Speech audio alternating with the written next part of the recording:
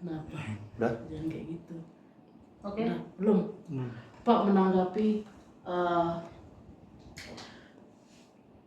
hari ini ibu tirinya Nizam diperiksa di Polres terkait laporan penelantaran anak sebagai saksi. Mungkin jadi saksi ya. Ya. Kalau saya kan itu bagian daripada mekanisme pemeriksaan di penyidik ya. Karena kan pasti dia akan ditanya beberapa saksi termasuk ibu tirinya Nizam kan.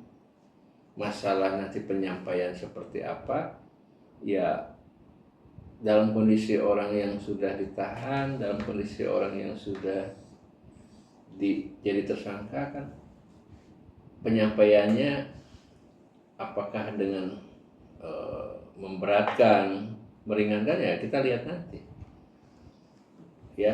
Memberatkan, meringan, tapi kan Pak Anwar nanti harus bisa menjelaskan apa yang disangkakan, apa yang dituduhkan, benar nggak apa yang dilakukan tuduhan itu, ya harus dijelaskan dengan bukti-bukti yang ada. Karena pasti yang nama penelantaran itu yang berhubungan dengan di akhir cat itu yang menjadi catatan, dan itu bisa dibuktikan juga nanti. Oke.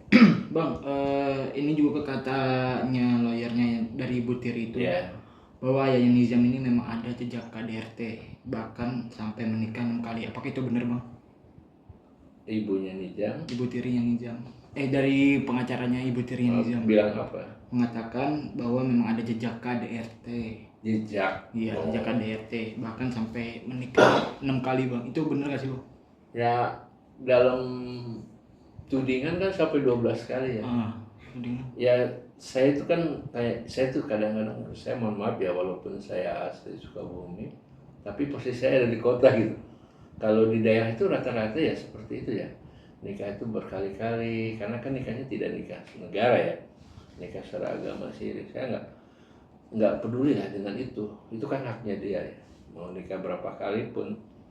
Tapi kalau dia, pengakuan dia hanya 6 kali nikah, tapi dituding sampai 12 kali ya, itu kan harus dijelaskan juga oleh Pak Anwar nanti.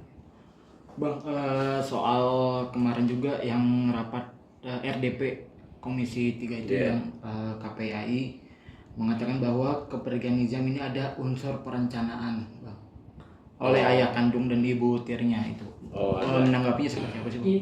Diberatkan dengan pasal pembunuhan berencana. Karena kan laporan ibunya Nizam itu kan melaporkan pembunuhan berencana, itu ditudingkannya kepada ibu tirinya kan, terus penelantarannya ke Pak Anwar ya kan gitu. Tapi dari pihak KPAI mendorong kepolisian untuk menambahkan pasal pembunuhan berencana, karena dalam kemarin pihak KPAI mengatakan kalau misalnya dalam proses pembunuhan itu pasti ada proses ya Pak, seperti kayak memasak air segala macam, pasti sudah ada terpikir untuk melakukan atau perencanaan itu gitu. Ya nanti kita lihat di ini, di rekonstruksi ya, rekonstruksi kasus ini, kita lihat urutan-urutannya, dan nanti siapa di situ yang berperan di situ kan. Ya tidak harus serta-merta bahwa Pak Anwar yang melakukan. Kan perjalanan Pak Anwar pulang ke rumah itu, anak itu sebelum berangkat itu dia masih utuh, cuma sakit panas aja, tapi pulangnya sudah berubah. Itu hanya 30 jam kok. Itu. Bang, dijerat dengan 3 pasal atau bahkan 4, penelantaran anak, kekerasan, pembunuhan, dan ya 3 pasal yang berat itu, Bang. Mungkin dari Abang sebagai pihak kuasa hukumnya bagaimana, dan rencananya akan membuat laporan nggak, Bang? Karena pihak DPR atau saat RDP kemarin mengatakan kalaupun misalnya pihak Pak Anwar membuat laporan pasti tidak akan diterima karena sudah mendapatkan desakan dari DPR. Ya, seperti ada intervensi gitu. Ya semacam ada pesan dan tekanan ya, itu kan di publik juga. Ya saya aneh saja, orang yang dalam kondisi tertekan ya, terus orang dalam kondisi dibully, orang dalam kondisi di framing jelek, itu kan haknya dia melaporkan bahwa dia ada beberapa akun, ada beberapa orang yang menjas dia sudah bersalah. Nah ini nggak boleh juga. Gitu. Jadi saya berharap kepada yang terhormat anggota DPR RI termasuk Komisi 3, kita sebagai warga negara secara hukum memiliki hak. Baik membuat laporan ini hak juga. Kan jelas sekarang. Itu akun-akun yang bertebaran itu kan sudah menjas Pak Anwar ini bersalah. Kan tidak bisa seperti itu, kan juga hak untuk melaporkan. Ya, dianggap berita hoax. Ya, menimbulkan masyarakat jadi membenci terhadap klien saya dengan framing itu. Jadi ya saya juga akan nanti kalaupun nolak, saya minta tanda buktinya penolakan. Ya, kan dengan kuhap baru ini kita bisa melakukan, ya, melaporkan juga. Ya, silakan. Nggak usah. Bang, Oke. sedikit. Berarti tapi menurut abang ini seperti ada intervensi juga nggak sih bang? Karena kan yang setahu saya setiap warga negara berhak melaporkan gitu. Memang berhak melaporkan, tapi kan kalau sudah dikebiri, ya itu dikebiri, ya secara ada nggak yang melarang? Oh ini tidak boleh melaporkan, oh ini boleh melaporkan, kan kayak begitu nggak bisa. Nah, aturan di mana yang seperti itu? Ya, DPR ini kan memproduk hukum, dia tahulah aturan hukum yang harus dijalankan. Ya, saya menyayangkan aja. Jadi jangan terlalu mendengar dari sepihak dan akhirnya menjas seseorang bersalah, itu nggak boleh. Begitu. Oke bang, ini ada beberapa yang saya lihat, ada beberapa uploadan dari Ayah Nizam sempat mengupload bahwa adanya jika ada yang membicarakan yang negatif tentang dia, Ayah Nizam ini akan bertindak bang. Mungkin dari abang sendiri menanggapi seperti apa?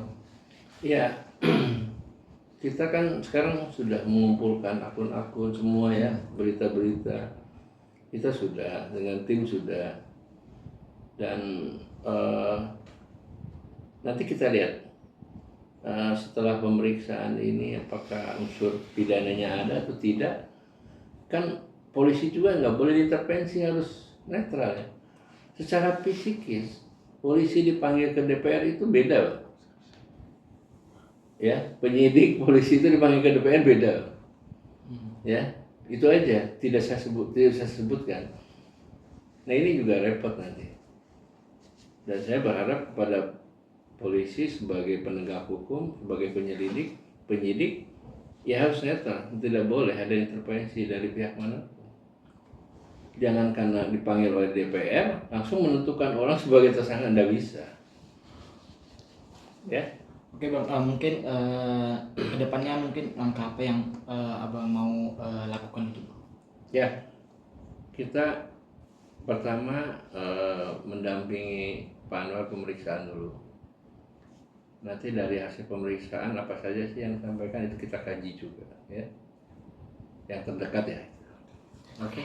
Kapan mungkin pemeriksaan? Ya nanti kita lihat, nanti kita infokan kapan akan diperiksanya. Oke.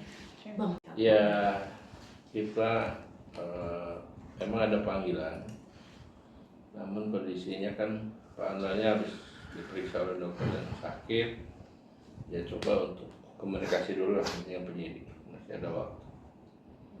Tapi kondisi dari Pak Anwar sendiri seperti apa Pak? Ya dengan kemarin banyak tekanan juga dari netizen, juga ada yang WA macam-macam kan, terus lihat di berita seperti itu ya secara psikis terganggu.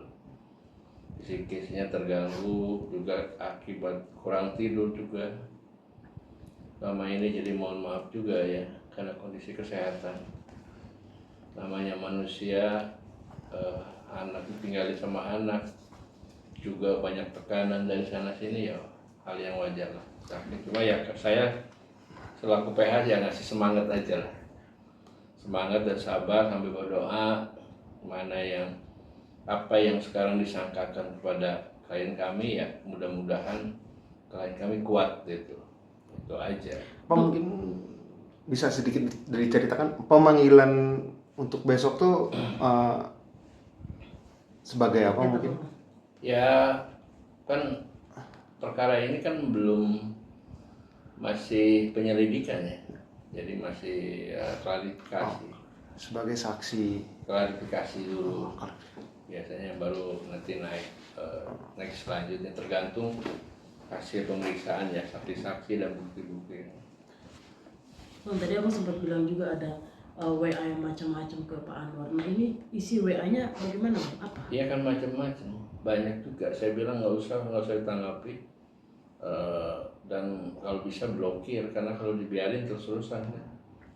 Ya sama lah, yang namanya tekanannya ada juga. Cuma kan kalau laki-laki itu lebih kuat ya daripada perempuan gitu. Mungkin itu dari orang yang dikenal atau Banyak telepon ya dikenal. Oh, banyak teror. Berarti teror ya, Pak ya? Ya semacam begitu. Mungkin isinya apa aja mungkin Pak bisa Ya dijelaskan sedikit? untuk supaya psikisnya terganggu macam-macam. Ya tuduhan-tuduhan apa ya, itu salah seperti itu. Apa yang ada di medsos itu masuk juga ke WA dia. Karena kan nomornya udah nyebar kemana-mana. Tapi ya maksud saya biarkan aja. Dan memang kondisi hari ini harus kuat. Kita jangan sampai nanti kalau ambruk kan repot gitu ya. Ya termasuk saya juga kurang istirahat. Ya jam segini saya baru balik ini, tahu sendiri teman-temannya. Jam segini baru balik. Namanya sidang korupsi itu pasti waktunya enggak. Kalau belum selesai terus lanjut. Ya. Saya tadi mohon maaf jam 7 harus sudah selesai. Tapi ya sampai jam 9, setengah 10 baru selesai. Pak, ini kan menjadi atensi mungkin apa menjadi perhatian banyak kalangan. Mungkin ada langkah hukum apa mungkin Pak? Ya, ya kebetulan saya itu berkawan sama Pak Tabas ya. Dan sebetulnya saya tidak begitu dia bilang bahwa dia mau bantu. Waduh, syukur alhamdulillah ya ada kawan yang mau bantu dan tidak dengan harus bayar, itu yang paling saya sangat senang karena dengan saya itu satu hati lah. Jadi ingin membantu masyarakat yang lemah, yang teraniaya, terus yang dalam keadaan duka, kita bantu, gitu. Nggak terbatas siapapun ya.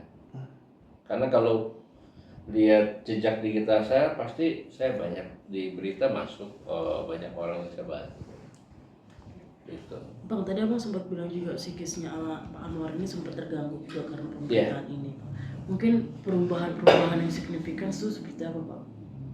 Apa tuh? Perubahan mentalnya Pak Anwar ini bagaimana? Ya banyak sih. Pak jadi merenung sendiri. Hati banyak diem, banyak apa ya, sampai dia, Bang, ternyata aku oleh netizen dibully apa di inilah gitu kan, namanya netizen pasti kalau memang ada kalimat-kalimat, kata-kata yang tidak suka pasti dia akan berbalik kan, seperti itu. Tapi ya harus dihadapi kata saya, jangan sampai nanti kamu ambruk, kamu nggak kuat mental, akhirnya orang yang tujuan mempenjarakan kamu, itulah kesempatannya, saya bilang. Dan sepanjang Pak Anwar ini tidak melakukan, tidak bersalah, saya akan bantu, saya bilang gitu. Kalau Pak Anwarnya jujur, dia dari awal kepada saya, dia ada indikasi apa yang disangkakan oleh orang-orang, oleh mantan istrinya. Dan Pak Anwar ini aja saya tidak berdosa, tidak berbuat gitu. Ya, walaupun hari ini opininya digiring gitu. Ya diperkuat oleh lembaga LPSK, terus oleh pelindungan perempuan dan anak. Dan dengan adanya RDP itu kan secara fisiologis terganggu lah, karena begitu dalam ucapannya, maka dalam RDP itu kan jangan sampai kalau lapor ditolak kan itu kan. Nah ini adalah kita sebagai warga negara memiliki hak seperti itu. Jadi jangan terlalu orang sama. Pak Anwar juga sebagai warga negara Indonesia dan memiliki hak untuk inginlah dipanggil oleh DPR. Jangan sepihak lah gitu, supaya nanti posisinya posisi DPR ini independen. Siapapun warga negara yang dalam kondisinya hari ini terpuruk anaknya meninggal, istrinya dipenjara, terus juga mantannya istrinya melaporkan, kan itu kan juga secara psikis terganggu. Kemarin juga KPAI ini berstatement bahwa ayahnya Nizam itu sempat terkena sundutan rokok yang diduga dilakukan oleh sang ayah itu sendiri. Nah, mungkin menanggapinya seperti apa? Jadi tanggapan mengenai masalah itu saya dapat informasi dari Pak Anwar itu kan sesudah nikah sama mantan istri yang sekarang bikin laporan, kan dia nikah juga tuh sama perempuan lah, nikah juga, dan itu terjadi seperti itu, langsung diceraikan oleh Pak Anwar. Saya dapat informasi itu. Nah itu pada waktu itu, jadi karena kan Pak Anwar ini kan kerjanya itu keliling ya, dia sebagai pemasang gigi palsu, terus dia membersihkan gigi, dia keliling, bukan di satu tempat gitu. Jadi kerjanya mobile gitu. Dia banyak ditinggalkan, tapi kan namanya suami itu kan harus berikhtiar, tidak mungkin di rumah terus kan. Nah ini kan yang namanya berhubungan dengan orang tua, punya istri muda, berarti kan ibu tiri kan.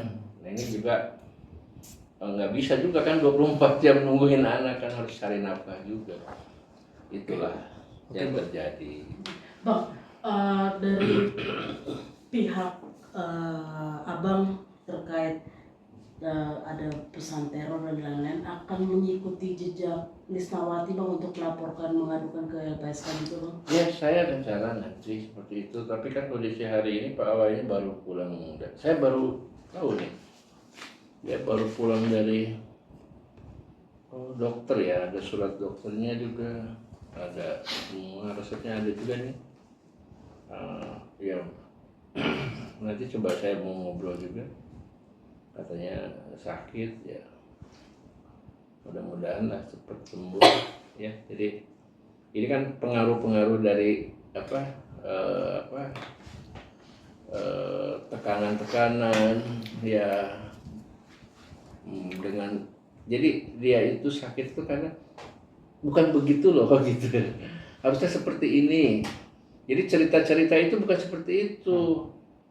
Yang benar tuh ini, itu yang bertentangan dengan hati itu.